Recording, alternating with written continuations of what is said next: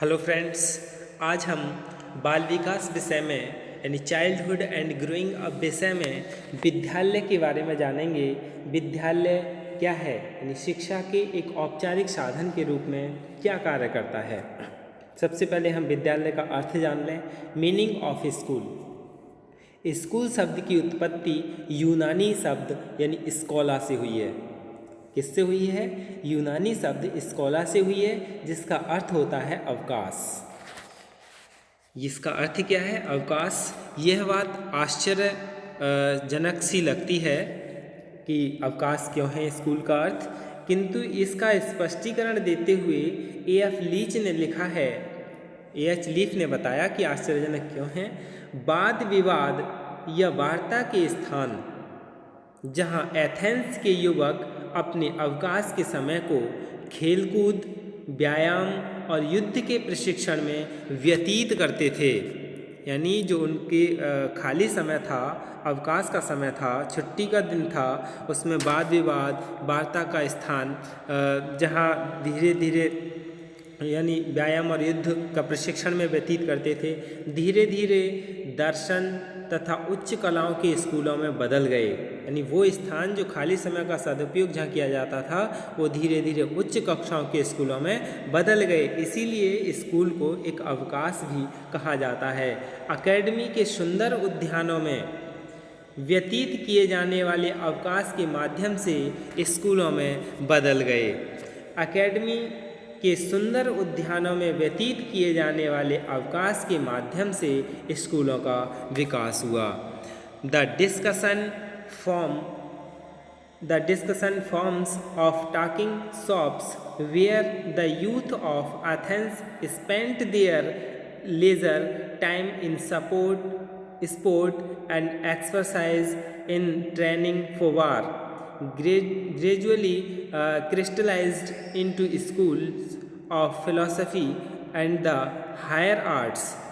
Leisure spent in the trim garden of the academy school developed. AF. Leach ने बताया था कि अवकाश, इसका नाम अवकाश से विद्यालय क्यों किया गया।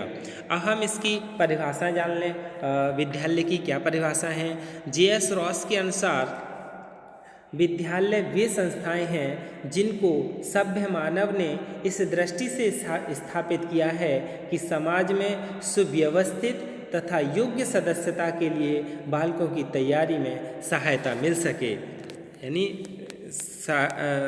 लिए बालकों की तैयारी में सहायता मिले। तो school are institutions devised by civilized men for the purpose of aiding in the preparation of the young for well-adjusted and efficient membership of society. John Dewey ने भी कहा है कि विद्यालय एक ऐसा विशिष्ट वातावरण है जहां जीवन के कुछ गुणों और कुछ विशेष प्रकार की क्रियाओं तथा व्यवसायों की शिक्षा इस उद्देश्य से दी जाती है कि बालक का विकास वांछित दिशा में हो सके, यानी वांछित दिशा में विकास हो, इसलिए क्या है, विद्यालय जरूरी है। School is a specially environment where a certain quality of life and certain types of activities and occupations are provided with the object of securing the child's development along desirable lines. John Dewey और ओटावे ने भी परिभाषा दी है। विद्यालय युवकों को विशेष प्रकार की शिक्षा देने वाले सामाजिक आविष्कार के रूप में समझते हैं, यानी विद्यालय क्या समझते हैं? युवकों को विशेष प्रकार की शिक्षा देने वाले सामाजिक आविष्कार के रूप में समझते हैं। टीपी नन ओटावे के अनुसार school may be regarded as a social invention to serve society for the specialized teaching of young, ये ओटावे ने कहा है। अब हम एक परिभाषा और जान लें टीपी नन की, कि विद्यालय को मुख्य रूप से इस प्रकार का स्थान नहीं समझा जाना चाहिए जहाँ किसी निश्चित ज्ञान को सीखा जाता है, वरन वह यह स्थान है जहाँ बालकों को क्रियाओं के उन निश्चित रूपों में प्रशिक्षित किया जाता है जो इस विशाल संसार में सबसे महान और सबसे अधिक महत्व वाली है। अहम विद्यालय की आवश्यकता और उसका महत्व जान लें कि विद्यालय की क्या आवश्यकता है, क्या महत्व है। आधुनिक युग में ज्ञान की अत्यधिक वृद्धि के कारण छात्रों को शिक्षा प्रदान करना केवल विद्यालय द्वारा ही संभव है। विद्यालय के महत्व के विषय में एस बालकृष्ण जोशी हैं, उन्होंने लिखा है, किसी भी राष्ट्र की प्रगति का निर्णय विधानसभाओं, न्यायालयों और फैक्ट्रियों में नहीं वरन विद्यालयों में होता है। यानी किसी भी राष्ट्र की प्रगति का निर्णय विधानसभाओं, न्यायालयों या फैक्ट्रियों से नहीं वरन विद्यालयों में होता है। The progress of a nation decided not in legislatures, not in courts, not in factories, what in school। विद्यालय का अब हम महत्व जान लें कि इसकी क्या महत्व हैं। सबसे पहला है विशिष्ट वातावरण की व्यवस्था, यानी provision of A special environment. विद्यालय सीखने सिखाने का एक विशिष्ट स्थान है। यहाँ पर विद्यार्थियों को ज्ञान प्राप्त करने का एक विशिष्ट वातावरण मिलता है जो अत्यंत सरल एवं व्यवस्थित होता है। निश्चित रूप से शिक्षा के लिए ऐसा वातावरण शिक्षा के किसी अन्य साधन से उपलब्ध नहीं हो सकता जैसा कि विद्यालय से हो सकता है। घर से शिक्षा का श्रेष्ठ स्थान विद्यालय। School as a better place of education than. विद्यालय शिक्षा प्राप्त करने की दृष्टि से घर की अपेक्षा उत्तम साधन है, क्योंकि विद्यालय में विभिन्न सांस्कृतिक पृष्ठभूमि के बच्चे पढ़ने आते हैं। यहाँ परस्पर संपर्क के परिणाम स्वरूप उनमें निज रुचियों, प्रवृत्तियों, दृष्टिकोणों, आदतों और गुणों का विकास होता है। वह घर की चारदीवार में संभव नहीं है। फिर है बहुमुखी सांस्कृतिक चेतना का विकास, डेवलपमेंट ऑफ कल्चरल प्लूरलिज्म। विद्यालय में छात्र क्योंकि विभिन्न परिवारों, समुदायों, संस्कृतियों से आते हैं, उनमें पारस्परिक संपर्क के फलस्वरूप बहुमुखी सांस्कृतिक चेतना का विकास हो जाता है। संकीर्णता के स्थान पर उनमें उदारता, विशालता और समन्वय के भाव जन्म लेते हैं। आधुनिक युग में ज्ञान, कौशल तथा नए आविष्कारों, अनुभवों की विशालता के कारण सांस्कृतिक विरासत भी विशाल हो गई है।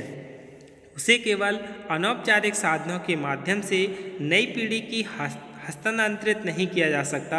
विद्यालय ही एक सर्वोत्तम साधन है जिससे हम अपनी विराट सांस्कृतिक धरोहर को नई पीढ़ी को सौंप सकते हैं। फिर है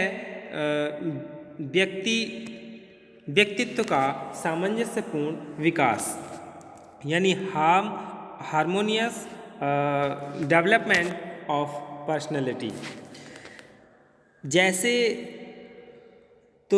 वैसे तो धर्म, समाज, परिवार आदि शिक्षा के अनेक श्रेष्ठ अनौपचारिक साधन हैं, पर इनका ना तो कोई पूर्व नियोजित कार्यक्रम होता है और ना कोई निश्चित उद्देश्य होता है। इसलिए कभी कभी इनका बालक के व्यक्तित्व पर अच्छा असर नहीं पड़ता। विद्यालय का क्योंकि पूर्व नियोजित कार्यक्रम और एक निश्चित उद्देश्य होता है, इसलिए इसका बालक के व्यक्तित्व पर अच्छा प्रभाव पड़ता है और उसके व्यक्तित्व का सामंजस्यपूर्ण विकास संभव हो पाता है। फिर है घर व विश्व को जोड़ने वाली कड़ी, यानी connecting link between the home and the world. परिवार को बालक का प्रथम पाठशाला कहा जाता है। परिवार में रहकर बालक प्रेम, त्याग, सेवा, सहानुभूति, निस्वार्थता आदि गुणों को हृदयंगम करता है, लेकिन तब उसके ये गुण परिवारीजन तक ही सीमित रहते हैं। जब बालक विद्यालय में आता है तो उसका संपर्क अनेक संप्रदायों और संस्कृतियों में पले बड़े बच्चों से होता है तथा वह बाह्य विश्व की घटनाओं से अपने आप को जोड़ने लगता है। इस प्रकार विद्यालय घर व विश्व को जोड़ने वाली कड़ी है। इसके बाद है शिक्षित नागरिक का निर्माण, क्रिएशन ऑफ एजुकेटेड सिटीजन्स। हमारा देश प्रजातांत्रिक देश है। प्रजातंत्र को सफल बनाने और संपूर्ण राष्ट्र की सर्वांगीण उन्नति के लिए नागरिक को शिक्षित होना आवश्यक है। शिक्षा से व्यक्ति में चेतना जागृत होती है, उसमें सामाजिक गुणों का विकास होता है। ऐसे नागरिकों से ही देश की प्रगति होती है। फिर है समाज का निरंतर विकास, कंटिन्यूअस डेवलपमेंट ऑफ सोसाइटी। शिक्षा एक सामाजिक प्रक्रिया है तथा विद्यालय एक प्रमुख सामाजिक संस्था है। सामुदायिक जीवन का एक रूप होने के कारण विद्यालय में समाज की निरंतरता और विकास के लिए सभी प्रभावपूर्ण साधन केंद्रित होते हैं। नन्नवी लिखा है, पहले हम जान चुके हैं विद्यालय को समस्त संसार का नहीं परंतु समस्त मानव जाति का आदर्श लघुरूप होना चाहिए। फिर है जीवन की जटिलता।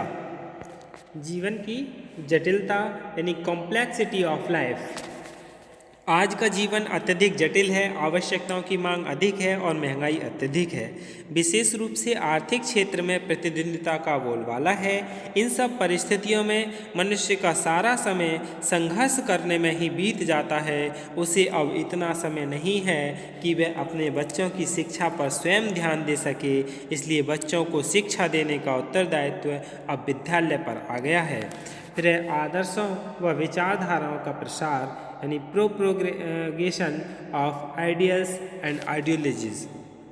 संसार में विभिन्न प्रकार के राज्य हैं, कई प्रजातांत्रिक हैं, कोई साम्यवादी है, कोई फासिस्टवादी है।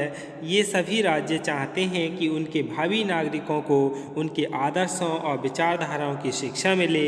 निश्चित ही इस दिशा में विद्यालय से बढ़कर अन्य कोई उपयुक्त साधन नहीं हो सकता।